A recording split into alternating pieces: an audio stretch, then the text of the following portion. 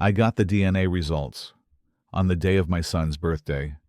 The room was filled with voices singing, "Happy birthday."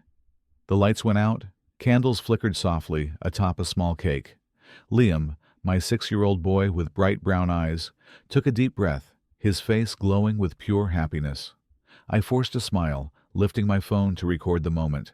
But beneath my white shirt, my hands trembled uncontrollably. In my pocket, the test results still sat there. Cold, sharp words, printed in bold. No biological relation. Sophie, my wife, stood next to me, her hand resting gently on my shoulder, giving it a soft squeeze, like she was trying to share in the joy of the moment. "What's wrong, babe? You're emotional?" she whispered, her gentle eyes searching mine. The same smile I'd loved for the past 10 years. I nodded. "Yeah, I'm fine." But the truth was, I'd never felt my heart this heavy. 2 weeks ago, I thought I was the luckiest man in the world. A small house, a smart, lively little boy, a gentle wife who always stood by my side, supporting every decision I made. I thought, after all the years of struggle, I finally had everything. Until that night. It was around 11 p.m. I was working late on some architectural drawings when my phone buzzed. A text from Mark, a close friend who worked at a lab. "Daniel, you need to come see me. It's about Liam." "What's going on?" I texted back. But Mark only replied, "I can't say over the phone. Come as soon as you can." The next morning, I went to the lab. Mark met me with a heavy look, handing me a pale yellow envelope.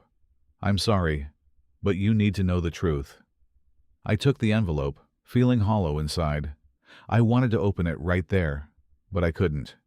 I drove home, then sat in the car for over an hour. My hands gripped the edge of the envelope so tight, the paper wrinkled beneath my fingers. When I finally opened it, it felt like the air was sucked out of my lungs. Now, back in the present, Liam wrapped his little arms around Sophie, his face beaming as everyone cheered for him. I watched the boy I had thought was my own flesh and blood. The nights I stayed up cradling him through high fevers. The times I held his hand, guiding him across busy streets. The way he'd look up at me with wide, innocent eyes and ask, "Daddy, when I grow up, will I look like you?" Now, every memory feels like a blade twisting deeper into my chest. I took a long, shaky breath, trying to swallow the lump in my throat. A question echoed in my mind, cutting me open from the inside. If he doesn't share my blood, am I still his father? I stood there, in a room full of laughter and candlelight. But inside, there was only emptiness. If Sophie lied to me about Liam, what other secrets has she been keeping? The birthday party was over. The little house had fallen silent. Sophie had taken Liam upstairs to bed. I sat alone on the couch, my eyes fixed on the crumpled DNA test in my hand. The living room still held echoes of celebration. Deflated balloons sagging to the floor, a tablecloth littered with crumbs of birthday cake. It all looked like the picture of a happy family. But inside me, there was nothing but emptiness, and a sharp, gnawing pain. Sophie and I met 10 years ago, at a financial seminar. She spoke first. "You don't seem like the type who enjoys big crowds, do you?" I laughed. She was right. I wasn't good at small talk. But somehow, she pulled me out of the shell I'd been hiding in. 3 years later, we married in a simple ceremony. I can still see her face that day, eyes glowing with trust, as she whispered, "I promise I'll stand by you, no matter what happens." Our life together wasn't lavish, but it was filled with laughter. I worked 8-hour days, then came home to cook dinner with Sophie. She loved spicy food. I couldn't handle it, but I still tried, just to see her smile. We used to dream about a house full of children, but things didn't go as planned. 2 years passed. Sophie couldn't conceive. I still remember that night. She lay face down on the pillow, tears soaking through the sheets, whispering, "I'm sorry, if I can't ever be a mother." I held her tight, my voice firm. "Don't you ever apologize, with or without kids. You're still my family." Eventually, we turned to fertility treatments. A year later, Sophie came to me with trembling hands, holding a pregnancy test. She laughed and cried at the same time, and I buried my face in the table and laughed like a madman. When Liam was born, I believed every sacrifice had been worth it. For 6 years, I tried to be the best father I could. I turned down a 3-year assignment in Singapore because I didn't want to miss his childhood. Every night, no matter how tired I was, I read him bedtime stories. I learned woodworking just to handcraft the toys he loved. Sophie would often sit in the corner of the room, watching us play. Once she said, "You're the kind of father I always dreamed my child would have." I used to think we were the perfect family. But in the past few months, something shifted. Sophie started coming home late. Sometimes she'd get mysterious phone calls. When I walked in, she'd quickly hang up. "Is something bothering you?" I asked once. She smiled faintly, dodging my eyes. "It's nothing, just work stuff." Another day, I came home early and saw her standing by the window, phone in hand. She jumped when she saw me, shoving the phone into her pocket. "Just my girlfriend? Gossiping about silly things," she said, her smile more strained than usual. I told myself, don't doubt her. Sophie would never do something like that to you. But deep down, a quiet voice whispered, "But what if she really is hiding something?" I sat alone in the dark living room, the clock ticking on the wall, each second slicing deeper into my mind. If Sophie lied to me about Liam, then what other secrets have these 6 years been hiding from me? The more I paid attention, the more I noticed Sophie changing. She no longer texted me at lunch just to ask, "What did you eat today?" She no longer slipped her arms around me from behind while I stood at the stove. Instead, there were long silences, avoidant glances whenever our eyes accidentally met. That day, while I was picking up Liam's toys in his room, he looked up at me, those wide, dark eyes, full of curiosity. "Daddy, why don't I look like you?" I froze. My chest tightened, like something was squeezing my heart. "Why would you ask that?" I forced a smile. "A kid at school said, I don't look like Mommy or Daddy." I asked Mommy, and she said it's because I look like some relative far away. I chuckled, patting his little head. "Yeah, you look like your great-grandpa. That's all." But the moment Liam turned away, my smile disappeared completely. That night, Sophie came home late. I sat in the kitchen, the dim yellow light casting long shadows across the cold floor. The clock ticked to 11 p.m. The door opened. Sophie stepped in, startled for a split second when she saw me, still awake. "You're not asleep yet?" she asked with a faint smile, slipping off her heels. "Where were you?" I asked, my voice calm, too calm. "I had a late meeting with some coworkers. We've got a big project deadline coming up." I nodded, but as she walked past me, my eyes caught a smudge of lipstick on the collar of her white shirt. A cold shiver ran down my spine. Am I overthinking this? Or is the truth staring me right in the face? The next morning, while Sophie was in the shower, her phone buzzed on the kitchen counter. A single letter flashed on the screen. A. My hand trembled as I reached for it, heart pounding in my ears. "I miss you. When are you going to tell your husband about us?" I felt the world collapse around me. Just then, the sound of running water stopped. Sophie stepped out, her damp hair clinging to her face. She saw me standing there, frozen. "What's wrong?" she asked softly. I hid the phone behind my back, forcing a smile. "Nothing. I was just about to pour some coffee." She smiled, kissed my cheek gently. "Have a good day at work, okay?" The warmth of her lips felt ice cold. I sat in the car for 15 minutes before I could bring myself to drive. My knuckles turned white as I gripped the steering wheel, pain shooting through my joints. Sophie, the woman I trusted with everything. What are you hiding from me? I slammed my fist into the steering wheel. For the first time in my life, I wanted to scream. But then, I saw Liam's tiny handprint on the window glass. And I held it in. That night, when I got home, Sophie was reading on the bed, Liam sleeping soundly beside her. I looked at them, mother and son. My chest tightened. In his sleep, Liam shifted, his small hand reaching for mine. I knelt down, clutching his little fingers tightly. If this boy isn't my flesh and blood, am I still his father? Tomorrow, I'll meet with Mark, my friend at the lab. He said, Daniel, there's something important about Liam, but I can't say it over the phone. I'm not sure if I'm ready to know the truth. Maybe. I'm more afraid of the truth than anything else in this world. The next morning, I drove to Mark's lab, my heart pounding so hard it felt like it might burst out of my chest. I hadn't slept a single minute all night. Images of Sophie's smile, of Liam hugging me tight, kept tearing through my mind, over and over again. The glass door of Mark's office reflected my hollow face. I took a deep breath and stepped inside. Mark looked at me, his eyes heavy with hesitation. Daniel, are you okay? I forced a bitter smile. Okay.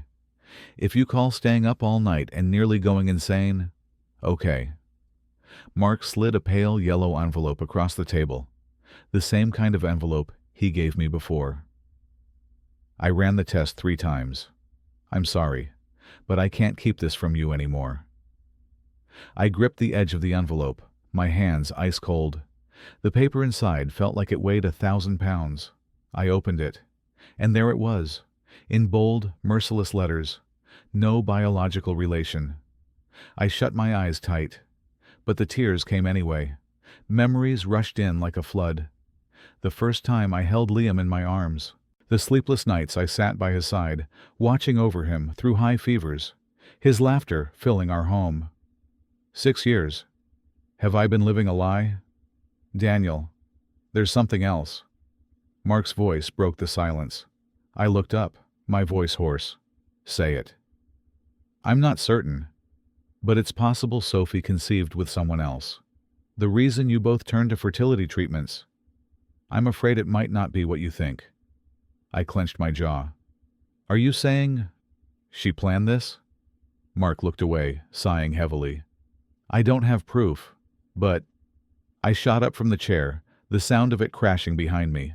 I have to ask her. I need her to tell me the truth.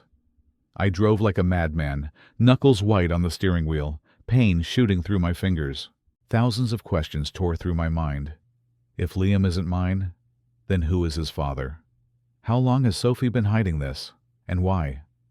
When I pulled into the driveway, Sophie was watering the flowers in the yard. She wore a simple white dress, her hair tied back neatly. She looked gentle, peaceful, and yet so painfully distant. You're home early, Sophie said with a smile, wiping her hands on her apron. I didn't answer. I just stared at the woman in front of me. Sophie, we need to talk. My voice trembled. She froze for a moment, but then nodded quickly. Okay, let me make us some tea. No tea. I want the truth. What truth?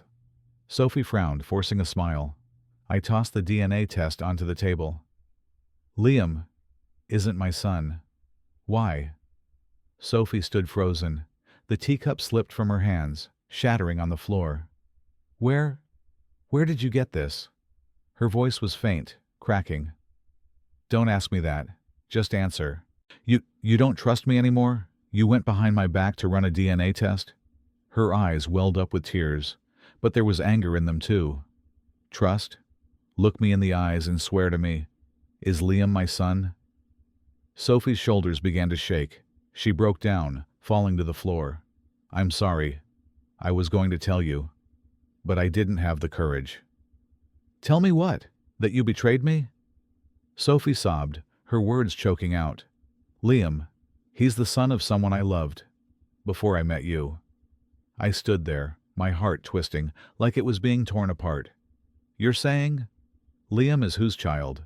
Sophie's voice cracked, her eyes wide with fear. And he's never stopped watching our lives. You're telling me Liam is whose child? I stood frozen, my chest twisting like it was being ripped apart. Sophie clenched her trembling hands, her eyes glistening with tears. She swallowed hard, her voice breaking. He's someone I used to love. We were together before I met you. What's his name? I growled, each word forced through clenched teeth. Sophie shook her head, tears streaming down her face. Daniel, please don't make me say it. He's never stopped watching our lives. At that moment, Her phone buzzed on the table. The screen lit up. "A. Have you told him yet?" It felt like someone was squeezing the air out of my lungs. I looked at Sophie, my eyes burning red. "He's still texting you." Sophie's hand shot out for the phone, but I was faster. "Don't touch it. Now talk. All of it." Sophie fell to her knees, her shoulders shaking violently. "I'm sorry. I was going to tell you, but I didn't have the courage." My fists clenched so tight they ached, then loosened as I spoke, my voice dropping low, so low I barely recognized it. "I don't need your tears. I need the truth. From your lips." Sophie sobbed harder, her voice breaking apart. "Liam, he's the child of someone I loved. Before I met you. When I found out I was pregnant, I wanted to tell you. But then I saw the way you loved him, and I was terrified. Terrified that if you knew, you'd leave us both." I took a deep breath, trying to steady my shaking hands. Part of me wanted to scream, to smash everything in sight. But Liam's face flashed in my mind, and it held me in place like a chain. "Where is this man now?" I asked, my voice cold as ice. Sophie shook her head, her fingers clutching her dress so tight her knuckles turned white. "I don't know. But lately, he's been texting me again. He says he wants to claim his son." "Claim his son," I repeated, my head spinning. "He wants Liam? After 6 years?" Sophie nodded, her voice cracking. "He said, if I don't let him see Liam, he'll destroy everything." I stood there, numbness spreading through my body like frost. "Sophie, have you kept in touch with him all these years?" Sophie broke down, shaking her head violently. "No, only recently. He found me. I was afraid you'd find out. Afraid I'd lose this family. I tried to cut him off, but he threatened me." I stared at Sophie, my voice dropping even lower, a whisper before the storm. "Who is he? And what does he really want from this family?" In my chest, a single question echoed louder than anything else. "I've already lost Sophie. Am I about to lose my son too?" The house was suffocatingly quiet. After everything Sophie had confessed, I sat motionless. My hands still trembling, my mind spinning like I'd just taken a punch to the face. My heart was too tired to even remember what pain was supposed to feel like anymore. The phone buzzed on the table, shattering the silence. On the screen, a name lit up. A. I looked at Sophie. I didn't say a word. I answered. No greeting, just a calm, deep male voice. "Sophie, I've been waiting for your answer. But don't forget what I told you. If you don't let me see my son, you'll lose everything." I gripped the phone tighter, my voice low and hoarse. "It's me, her husband." A pause, then a soft laugh, cold and sharp as steel. "So, you finally know the truth." "What do you want?" I growled, each word laced with fire. "I want what's mine. Liam is my son, not yours." "You show up after 6 years and claim the right to be a father. Who the hell do you think you are?" "I'm the one whose blood runs through his veins. And you? You've just been keeping my place warm all this time." I shot up, my whole body trembling. My face burned, my blood roaring in my ears. "Do you have any idea what I've done for that boy? Were you there when he cried through the night? Did you hold him, teach him to ride a bike, pick him up when he fell?" The man fell silent for a moment. Then came that same cold laugh. "He calls you Daddy now. But are you sure he'll keep calling you that, once he learns the truth?" I bit down hard, tasting blood. My hands shook uncontrollably. That sentence cut straight through my chest like a blade. But then I exhaled slowly. My voice dropped, low and deadly. A sound I barely recognized as my own. "You think you can take him from me? Listen to me carefully. If you so much as touch Liam, you'll have to walk over my dead body first." I hung up. Sophie stood frozen by the stairs, her face pale with fear. "Daniel, please, don't go up against him. I'm afraid. He's not just some ex from my past." I stared at her, my voice like ice. So what, Sophie? You're going to let him come here? Stand by and watch him take my son away from me? Sophie looked down, silent. Her shoulders sagged under the weight of her guilt. I walked into Liam's room. The dim yellow light filled the space. He was sitting on the floor, building with his Legos, his eyes glowing with excitement. "Daddy, I finished the car. One day I'll drive you everywhere in it." I knelt down, pulling him into my arms. My eyes burned hot. "Liam, Daddy loves you more than anything in this world." That night, after Sophie fell asleep, I quietly unlocked her phone. A message from A had come in 3 days ago. "Nice little happy family, huh? But remember, that's my family." Attached was a photo. Sophie hugging Liam, taken from a distance. I typed a short reply. "Tomorrow, meet me, alone." I stood by the window, watching the light rain fall. Inside, Sophie held Liam as they slept, his little face peaceful, utterly unaware of the storm outside. I pressed a hand to my chest, feeling my heartbeat slow, like the ticking of a clock counting down. Tomorrow, I won't just step into a fight with him. Tomorrow, I walk into the final battle to hold on to the only thing I have left in this life. The next morning, I left the house early. Sophie asked where I was going, but I gave her a curt answer. "I have something to settle." I didn't look her in the eyes, because if I did, I was afraid I'd lose my resolve. The cafe on the edge of town was eerily quiet. I picked a table by the window, from where I could watch every exit. 10 sharp. The door opened. A tall man walked in. Crisp white shirt, hair neatly slicked back. His steps were slow, deliberate, like he owned the place. I recognized him instantly. That face. I'd seen it before, in an old photo Sophie kept hidden in her vanity drawer. The man she once said had died in her heart, but he had never died. He sat down across from me, a faint smirk on his lips. "Hello, Daniel. Finally we meet." I clenched my fists under the table. "No games? Say it. What do you want?" He folded his arms, his deep voice calm and steady. "I want what's rightfully mine. Liam is my son. I want to be his father." "After 6 years of absence, you suddenly want to claim him? Don't you realize how ridiculous that sounds?" He shrugged, his smirk widening. "I didn't know Sophie had kept this from me, but now I do, and I won't stand by." Leaning in slightly, his voice dropped, low and sharp as a blade. "You know Liam calls you Daddy, but are you sure he'll keep calling you that, once he learns the truth?" The words stabbed straight into my chest. Blood roared in my ears. Liam grew up in my arms. I've loved him. I've protected him for 6 years. Do you really think a few drops of blood give you the right to destroy all of that? He chuckled softly, his tone unnervingly calm. "Are you sure Sophie ever loved you?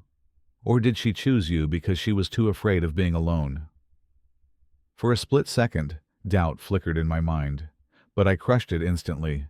"Don't drag her into your filthy games." He stood up, placing a hand on my shoulder.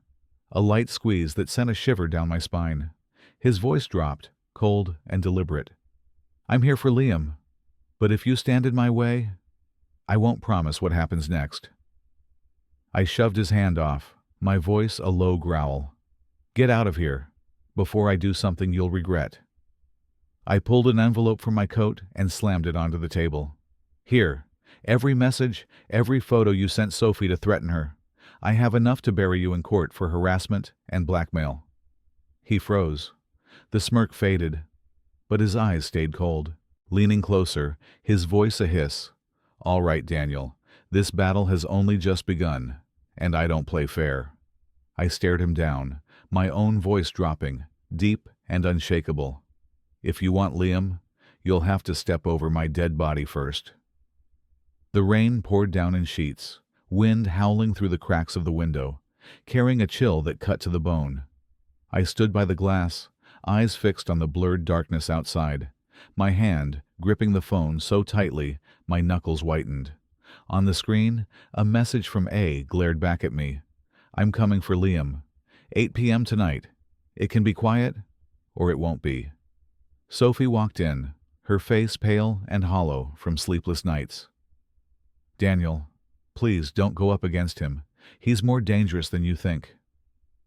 I locked eyes with her, my voice low and cold. I don't care how dangerous he is. I care about one thing, keeping Liam safe. Tears welled in her eyes, trailing down her cheeks. I'm sorry. If I'd had the courage to tell you the truth back then. I cut her off, my tone hard as steel. No more apologies. What we need now is to protect our son. In my chest, the fear wasn't about A anymore. It was deeper. What if one day Liam grows up and calls another man daddy? The phone buzzed again. I'll be there on time. Have Liam ready. My heart pounded. I typed back. Step into my house, and you won't walk out whole. 8:00 p.m. The growl of an engine echoed outside. Headlights flared against the old wooden door. I stood in the living room, hands gripping the baseball bat I had hidden behind the couch.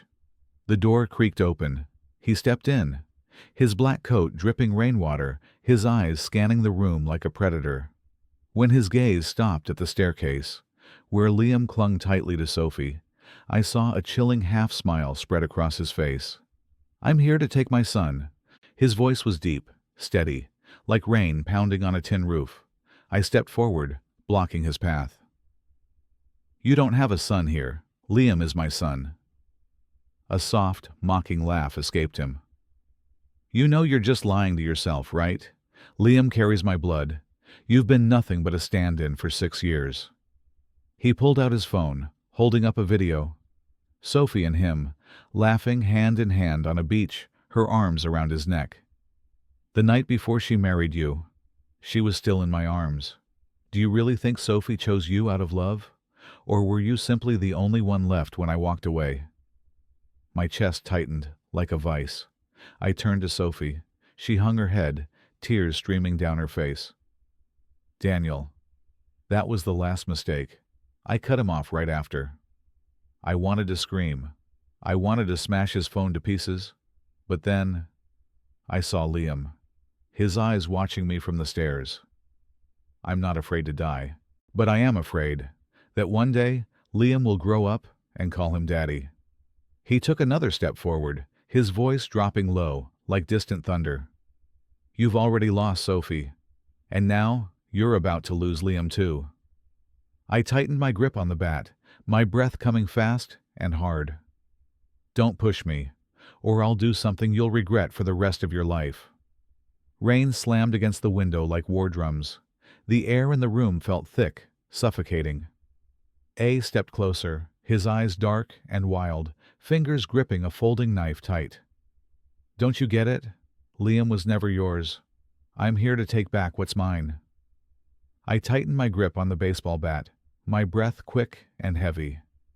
If you so much as touch my son, you won't walk out of here alive.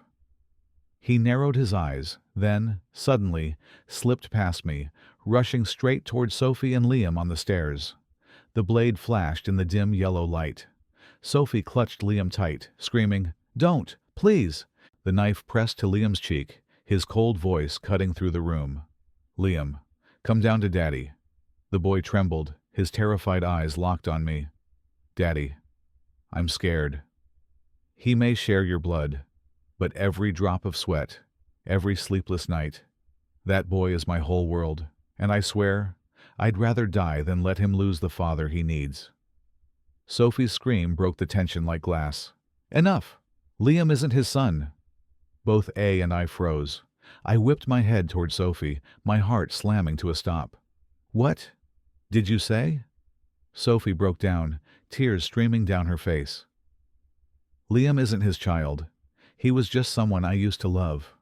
When I went for artificial insemination, I couldn't bring myself to tell you. I was afraid you'd leave. A staggered back, his eyes blazing red. You lied to me. He yanked Sophie hard, the knife pressing against her throat. If I can't have him, no one can. Let them go, I roared, charging forward. I tackled him to the floor, the two of us crashing hard. The blade flashed. Pain seared through my shoulder like fire. Liam's scream echoed through the room. "Daddy! Don't leave me! I need you, Daddy!" Hearing his voice sent a surge of strength through my body. I clenched my teeth, fighting with everything I had. The knife clattered to the floor. I threw the hardest punch of my life. His body went limp, collapsing unconscious. I dropped to my knees, blood soaking through my shirt. Sophie crouched in the corner, holding a shaking Liam tight. Outside, sirens wailed, red and blue lights flashing across the window. I pulled Liam into my arms, my voice trembling. No matter what, Daddy is still Daddy. But deep inside, one haunting question echoed. Will he still call me Daddy when he learns the truth? The house was so quiet, I could hear the wall clock ticking with every passing second. Everything was still there. Liam's toy car lying on the floor, the crooked drawing he made of Daddy, Mommy, me, hanging loose on the wall. But the warmth was gone. I sat frozen on the couch, my shoulder wrapped in white bandages, my eyes fixed on the rain-soaked yard outside the window. The raindrops fell heavy, each one hitting the glass like the weight in my chest. Sophie left this morning. She didn't say where she was going, just left a hastily folded note on the dining table. "Daniel, I'm sorry for everything. I need time to figure things out, to decide if we can still be a family." I crumpled the note in my hand, then smoothed it out again, as if afraid of damaging the last fragile piece of what was left. "Daddy. I need Daddy." That voice echoed in my mind, pulling me back from the edge. But it was also the same voice that made my chest ache like it was being torn apart. The phone buzzed on the table. A single message lit up the screen. "Are you ready to let go yet?" I stared at the words, my fingers trembling, but not typing back. For 6 years, I believed I had a family. I believed Liam was the thread tying me to this life. But now that the truth is out, does that thread still exist? Or was it always just the desperate illusion of a man who wanted so badly to be a father? That morning, the police came. They said A had survived, but he was in critical condition. "You protected your family, or did you just turn yourself into a criminal?" the officer asked. I didn't answer. Inside me, something had already died with that stormy night. I walked into Liam's room. The faint scent of baby powder still lingered in the air. His little stuffed bear lay alone on the bed, the one he hugged every night. I reached out to touch it, then stopped. If one day Liam calls someone else Daddy, will I have the strength to smile? Or will I just fall to my knees and stay silent? A single, warm tear fell onto the back of my trembling hand. 3 days later, Sophie called me. Her voice was weak, breaking. "Daniel, Liam's been asking about you. He wants to see you." I gripped the phone tight, silent for a few seconds. A part of me screamed, "Go get your boy back." But another voice whispered, "Do you even have the right anymore?" That afternoon, I drove to the small apartment Sophie had rented. A light drizzle painted the windshield, each drop like 1,000 tears sliding down the glass. The door opened. Sophie stood there, thinner than before, her eyes tired and heavy with sadness. Then Liam ran out, his little face lighting up the moment he saw me. "Daddy. I missed you, Daddy." I opened my arms and pulled him close, but his next words cut through me like a blade. "Daddy, don't leave again.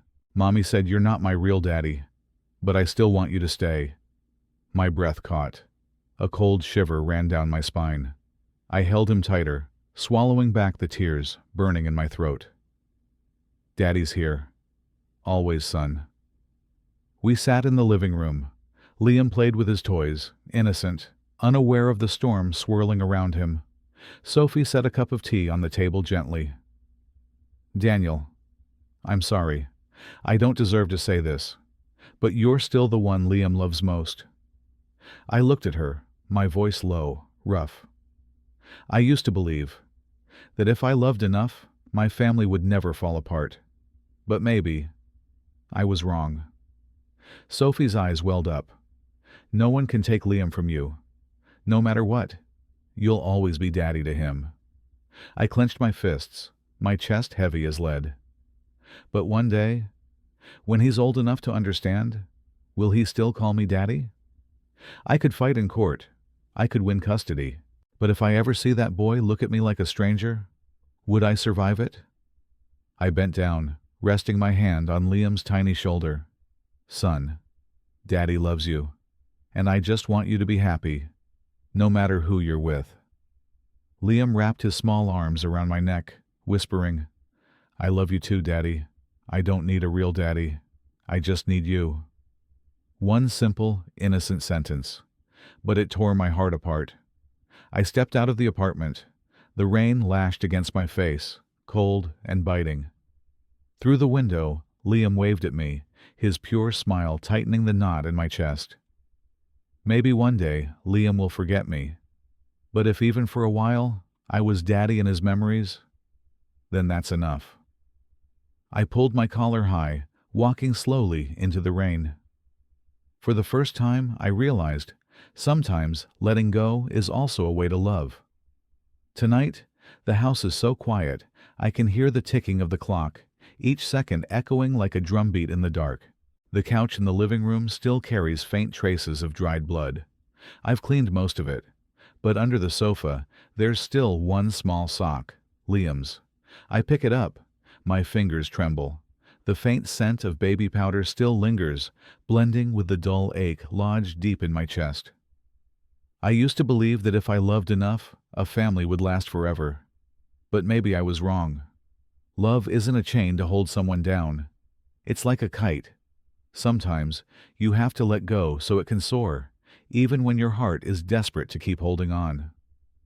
On the table, Liam's crayon drawing still rests there. 3 stick figures, wobbly letters spelling out, Daddy, Mommy, me. That day, I laughed when I saw it. Today, I smile, but my vision blurs. I remember Liam's hug that afternoon, his little voice whispering in my ear, I don't need a real daddy, I just need you. Those words, cut like a blade, but they're also the only thing keeping me on my feet right now. Tomorrow, I'll leave this city, not to run away, but to start over, calmer, lighter. I know one day, Liam will grow up. He might forget me. Another man might step into his life, and he'll call him Daddy. If that makes him happy, then so be it. Being a father isn't about blood. It's in every sleepless night holding your baby. It's in the hands that lift him up after every fall. It's love that doesn't need proof. And even if one day he forgets me, if, for just a fleeting moment, he remembers the man who once held him tight in the middle of a storm, that would be enough for me. I pull my suitcase to the door, turning back for one last look at the house. My hand brushes over Liam's drawing, as if afraid a gust of wind might carry it away. Outside, the rain has stopped. Dawn breaks. The sky glows in soft hues of gold and pale orange. I grip the suitcase handle tight, take a deep breath, and step slowly onto the misty road ahead. For the first time, I realize letting go can also be a way of holding on.